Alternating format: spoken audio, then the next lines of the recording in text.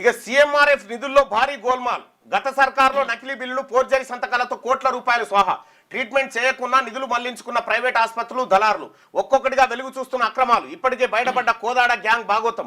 నాడు ఎమ్మెల్యేల క్యాంప్ ఆఫీసుల వేదికగా దందా. ఆ ఆఫీసులో పనిచేసిన వాళ్ళే అసలు సూత్రధారులు.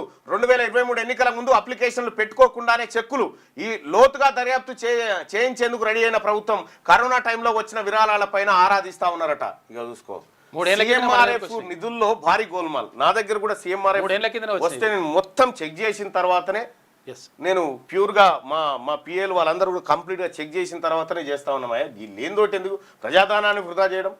గత ప్రభుత్వంలో సీఎం రిలీఫ్ ఫండ్ ను కేటుగాలు అక్రమంగా కాజేశారు. ట్రీట్మెంట్ అందించకపోయినా అందించినట్లు నకిలీ బిల్లులు, ఫోర్జరీ పత్రాలు సృష్టించి కొందరు లబ్ధిదారులకు మంజూరైన చెక్కులను వేరే ఖాతాలో జమ చేసుకుని ఇంకొందరు పేదల నిధులను కొట్టేశారు. 2023 ఎన్నికల సంవత్సరంలోనైతే అసలు ఎలాంటి బిల్లులు కనీసం దరఖాస్తు లేకుండా నేరుగా పలువురు ఖాతాలో సీఎంఆర్ఎఫ్ చెక్కులు జమ అయినట్టు తేలింది. ఇట్లా కోట్ల రూపాయల సొమ్ము అక్రమార్కుల పాల్గొవడంతో రాష్ట్ర ప్రభుత్వం సీరియస్ గా తీసుకుంది.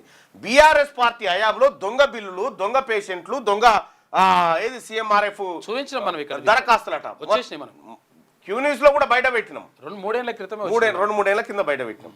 బీఆర్ఎస్ పార్టీ హయాంలో ప్రభుత్వంలో జరిగిన దందాలు ఇవి.